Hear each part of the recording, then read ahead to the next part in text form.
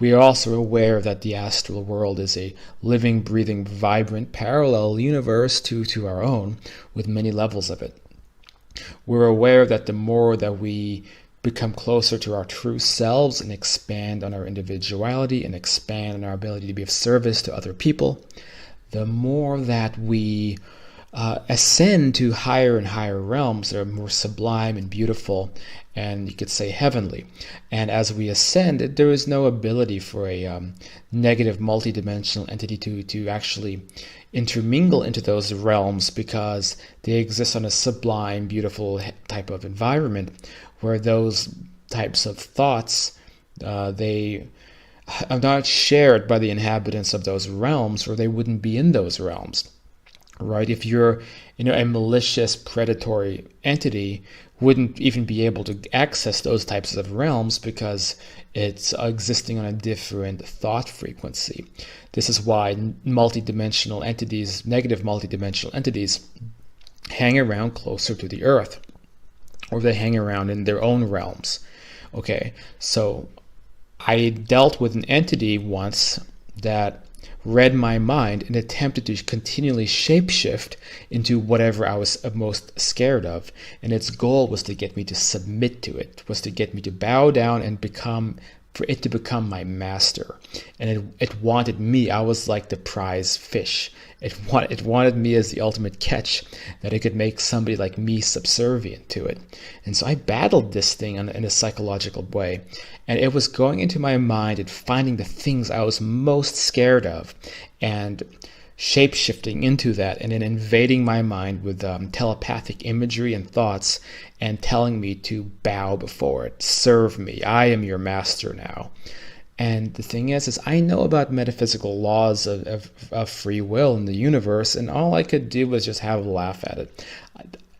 Did the imagery scare me? Yes, because it was going into my mind and finding that which I was the most frightened of. But you know what? It didn't really have an effect on me because I knew the game it was playing. And so I outsmarted it. I outwitted it. And it never bothered me again. But this was an entity that found me coming out of my body, and it was dwelling close to the earth plane, and it was a very powerful multidimensional entity because it had advanced telepathic abilities, and it didn't possess a singular physical form but many. So it was an advanced predatory Archonic entity that was hanging around this world. Even in the astral realms I've been to, you won't see those things because it wouldn't be compatible for those types of entities that they exist by being predators for other people. And you know who they feed off of? This is the point. So people who are watching, who are big fans of the Soul Trap Archon stuff and think it's all an illusion and blah, blah, blah. Those of you who believe this, I want you to listen very closely. Why do you not see those entities so much in normal astral conditions? Because they hang around the near-Earth astral world to prey on people who are earthbound, okay?